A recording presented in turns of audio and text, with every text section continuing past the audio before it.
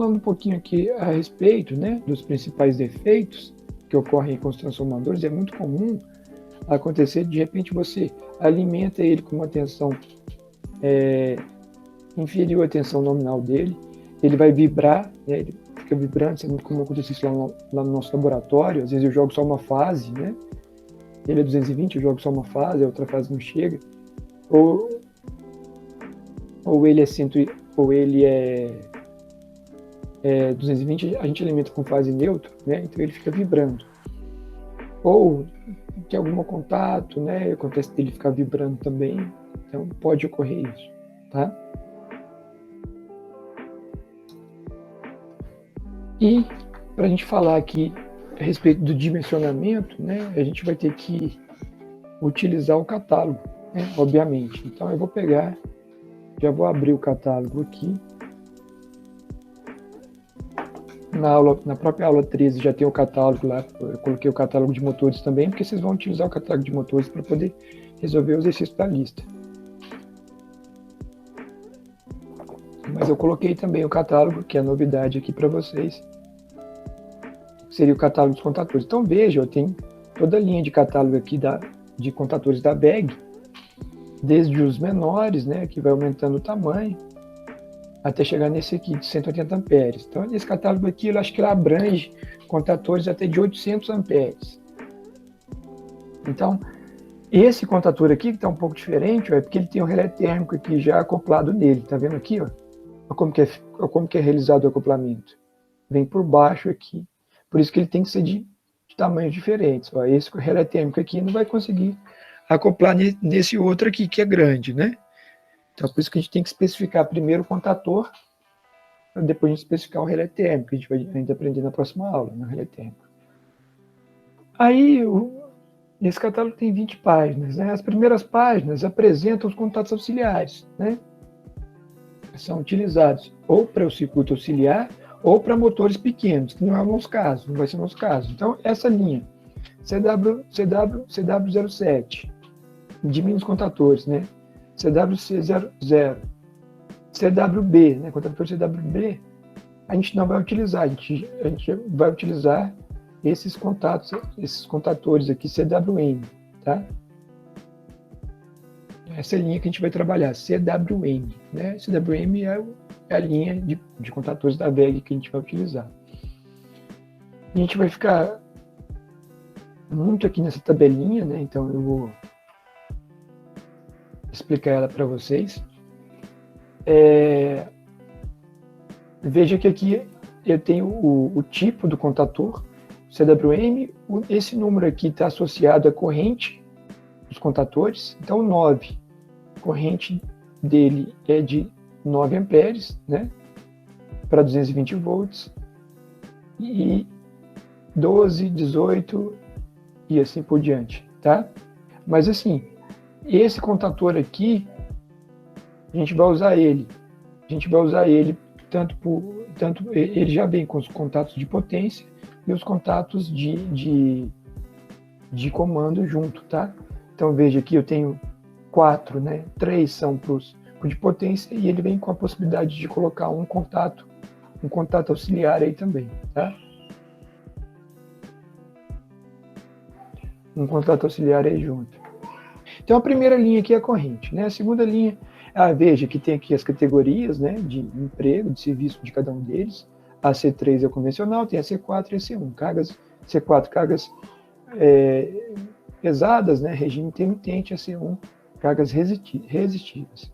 Aqui tem o número de polos, normalmente vai trabalhar com 3 polos, para motores trifásicos. 4 polos aqui, se for quiser fazer aí um chaveamento no neutro, a gente pode utilizar de repente.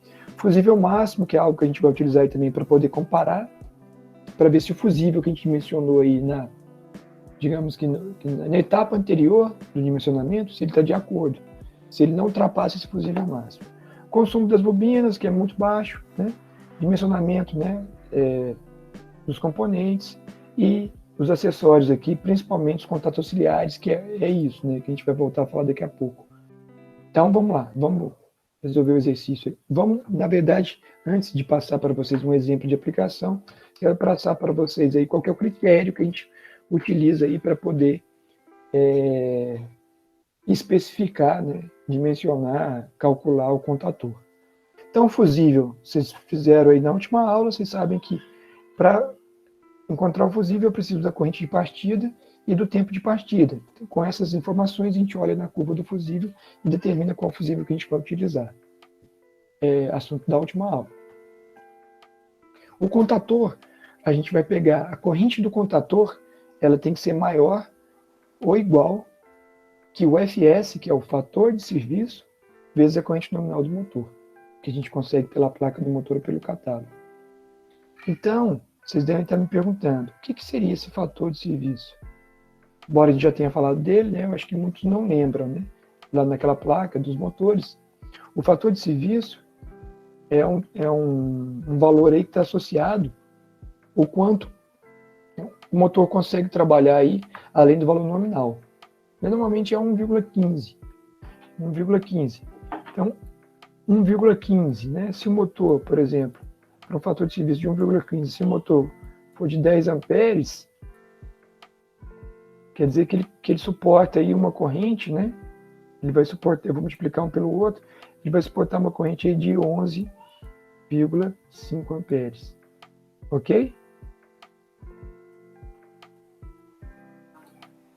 Então, esse seria o fator de serviço. O relativo que a gente vai ver aí na próxima aula. Então, está aqui um exemplo de aplicação, né? Que é o mesmo motor que a gente utilizou no exemplo da aula anterior, né? Dimensionar o relé de sobrecarga para proteger um motor de 5 cavalos, 5 CV, com tensão de alimentação de 220 volts, frequência de 60 Hz, motor de 4 polos e tempo de partida de 5 segundos. Então, assim, qual informação eu vou precisar para poder dimensionar a corrente do contator? O fator de serviço e a corrente nominal. Então, eu vou abrir o catálogo do motor, né, em busca dessas informações. Então, deixa eu pegar aqui, catálogo do motor. Vou abrir ele aqui pelo Adobe, que aí a gente consegue aqui navegar mais rápido. Vou lá na página 25, né, que é a página que eu falei para vocês já, que é a página onde tem lá a linha padrão da VEG, né, que é a linha W21. Motor 4 polos, né? O motor era um motor de 5 cavalos. Então, motor de 5 cavalos. A corrente nominal dele está aqui, ó, 14 amperes. Né? E o fator de serviço, que é a quinta coluna, né? Quinta coluna, de trás para frente, ó. Fator de serviço. É 1,15. Né? Vai ser 1,15 até o motor de 50 cavalos. Quando o motor é acima de 50 cavalos, a corrente já é um pouco maior, a corrente já é de torno de 150 amperes, aí ele já não admite mais trabalhar com valores superiores aí de corrente nominal, tá? Entendido? Então eu já tenho as duas informações aí que a gente precisa. Então deixa eu escrevê-las aqui.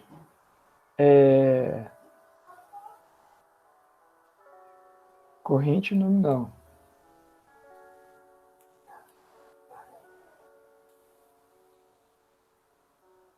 (14 amperes).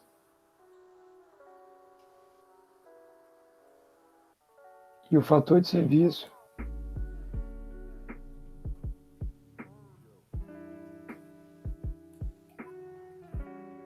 1,15. Com base nisso, a gente calcula aí qual que vai ser o valor da corrente, né? Então, eu tenho que IK, no nosso caso, que é o IK1, né? Porque é uma partida direta sem reversão de sentido, só tem um contator, tem que ser maior ou igual que a multiplicação dos dois, né? 14 vezes 1,15. Isso aqui vai dar... Alguém fazer para nós?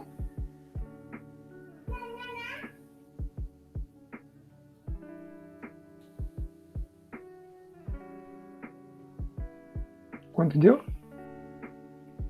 16,1. 16,1. Ótimo. Então, 16,1. Então, a corrente do nosso fusível tem que ser, do contator, tem que ser no mínimo 16,1 amperes. No mínimo 16,1 amperes. E, obviamente, que esses valores são tabelados, né? Então, tá lá, né? Tá aqui. A mesma solução está aqui embaixo. Então, esses valores são tabelados. Então, a gente tem que olhar no catálogo para ver qual que é o valor próximo desse valor que a gente tem aí, né? O valor maior, né? Tem que ser próximo, mas tem que ser maior, não pode ser menor. Entendido? Então, ó, veja que eu tenho aqui CWM9, CWM12 e CWM18, né? Então, desses aqui, eu tenho 16, tá mais próximo aqui do 18, né? Na verdade, não é o que está mais próximo, é o superior, né? Seria o 18, que eu não posso pegar um inferior. Então, a gente vai pegar o CWM18, tá? CWM18. Essa é a primeira parte do dimensionamento do contator. Veja que não é aquilo que eu falei para vocês, né? Na especificação lá no slide. Não é simplesmente encontrar a corrente. Eu preciso determinar o número de contatos auxiliares, a tensão de alimentação da bobina e se ele vai ser tripolar, 4 polos, enfim. E para ajudar vocês nessa parte aí, aqui eu acho que, se não me engano, na página 18 desse mesmo catálogo, ele demonstra, ó, tá vendo aqui? Ele demonstra como que é composto um código, né? Que é o nosso objetivo final, chegar nesse código do contator. Então, ele demonstra como que é composto um código de um contator. Então, veja, ele cita como exemplo esse caso aqui, né? CWM 91030V26. Então, o CWM9, então tá lá, a primeira parte então, é o tipo e a corrente, né? A segunda parte, 2 aqui, contatos auxiliares. Aí tem os códigos, né? 00, 01, 22, 13, 14. 00 nenhum, né? É o caso de alguns contatores. Vocês vão ver lá, vou mostrar para vocês aqui agora. O 01 NF, 10, vocês vão ver que é NA, o 10 não aparece. O 10 está aqui, né? 10 NA, 22 NA, 2 NA e 2 NF. Então a gente vai ver isso aqui agora. Tá? Vou voltar lá para a página 4, só para terminar aqui, então, desculpa. O 30, normalmente aqui sempre vai ser 30, né? O 30 diz respeito se ele é tripolar ou não, né? Ou tem 4 polos. Então aqui, normalmente vai ser 30, né? Que a gente vai usar. E o V26, então, seria o código da tensão de alimentação da bobina. E é uma informação importante. A tensão de alimentação do contator ou do motor que ele vai alimentar pode ser diferente da tensão de alimentação da bobina, porque os dois circuitos eles podem ter tensões diferentes. Já eu mostro isso para vocês no desenho. Então, ó, falando aqui do V26, antes de ir na página 4, o V26, ó, se a gente pegar aqui a tabelinha dele, do contator CWM9, V26 significa que a tensão de alimentação da bobina para 60 Hz é 220 volts. Então a gente vai usar basicamente esses dois códigos aqui, né? Ou a tensão de alimentação da bobina é 220 ou ela é 110. Então a gente vai usar V26 e V15. Tá? Bom, então para falar lá dos contatos auxiliares, eu volto para a página 4. Estamos aqui na página 4, né? E vamos falar então dos contatos auxiliares. Então os contatos auxiliares, pessoal, são os contatos que são utilizados aqui no nosso circuito de comando, certo? Os contatos de força são utilizados aqui, eles vão ser 3 polos, beleza. Os contatos auxiliares são utilizados aqui, eles não, corrente pequena. A gente precisa saber quantos contatos auxiliares a gente vai precisar, tá? Então a gente vai pegar como exemplo esse caso nosso aqui, né, que é o que a gente está resolvendo. Então vamos contar aqui quantos contatos auxiliares tem nesse circuito de comando, ó, do contator K1. Quantos contatos auxiliares que aparecem aqui dele? Ó, eu tenho um contato auxiliar que está fazendo normal aberto, que está fazendo aqui o selo, e um contato auxiliar normal aberto que está ligando aqui o sinalizador de ligado, né? Então eu tenho 2 contatos normais abertos. E eu tenho um contato normal fechado aqui que está indicando o pronto para partir, né? Que é sinalizador verde. Então eu tenho mais um NF. Então tá aí, né? Então eu vou precisar de 2 contatos normais abertos e um contato normal fechado, certo? Então beleza. E se a gente observar, e esse é um dos motivos, e se a gente observar aqui na tabela, e isso é uma das coisas que mais geram dúvidas aqui, vocês vão ver que esses 3 primeiros contatores aqui, o CWM9, o CWM12 e o CWM18, eles admitem contatos integrados, ou seja, que já vem junto ali com ele, por isso que eles têm 4 terminais. São 3 de força e mais um contato auxiliar. Os outros têm 3, tem 3 furinhos aqui, tá vendo? 3 furinhos. Eles já não têm contatos integrados auxiliares. Ó. Então, esses 3 primeiros aqui admitem contatos integrados. E esses contatos, ele pode ser, como é um só, ele pode ser ou normal aberto ou normal fechado. Ou 10 que é aberto, ou 10 que é fechado. Só que como lá a gente vai precisar de 2 NAs e um NF, um contato só não é suficiente para a gente. Então a gente tem que especificar os contatos aí de montagem frontal ou lateral, né? Seriam os contatos aí extras, né? São contatos extras. E pode especificar à vontade, e pode escolher à vontade, né? A gosto do freguês, né? O quanto a gente precisar. BCXMF são os frontais e BXML são os laterais, tá? Então, se a gente voltar lá para aquele exercício e aplicando tudo isso que a gente viu agora, como que vai ficar a nossa solução final? Lembra que a gente vai precisar de 2 NAs, eu vou até colocar aqui. 2 NAs e um NF.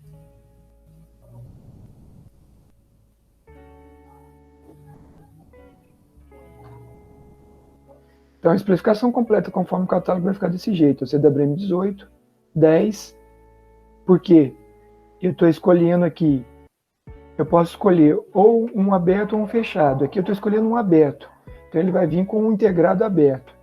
Aí, consequentemente, eu vou precisar de mais um NA aberto para completar os 2, né? E um NF. Para poder fechar aí. Aí eu tenho esse NA aqui que é integrado, mais esse de montagem frontal, 2 NAs, e mais o de montagem frontal NF. E aí eu tenho o que eu preciso, que é 2 NAs e um NF. Entendido? E aí o restante, ó, é o 30, que não vai mudar, né? Vai ser tripolar mesmo, que é o motor trifásico, motor de indução trifásico, e V26, porque a tensão de alimentação dele é 220 volts. Ah, não falei para vocês, mas olha só, a tensão de alimentação pode ser diferente, tá? Aqui, ó, eu posso ter uma tensão de comando aqui 110, então aqui, ao invés de jogar 2 fases, eu posso estar jogando fase neutra aqui, e tem uma tensão de comando 110. E aqui, ó, a alimentação aqui do motor é 220, ou 380, tá? Então elas podem ser diferentes. Eu não tenho ligação elétrica aqui, de um com o outro. O acoplamento aqui é magnético. Então, por isso que as tensões podem ser diferentes. Ou diferentes. E a outra coisa que é importante a gente notar aqui é que é o fusível máximo, né? Então, qual que é o fusível máximo desse cara, o CWM18? Ele é 35 amperes. Vocês lembram qual que era o fusível que a gente calculou, por exemplo? 35 amperes também, então está de acordo. Ó. Em cálculos anteriores, o fusível dimensionado para esse motor foi de 35 amperes. Então, no exemplo anterior, a gente achou 35 amperes. Ou seja, se ele admite no máximo 35 amperes, está dentro desse valor. A gente não precisa fazer nenhum ajuste em relação a isso.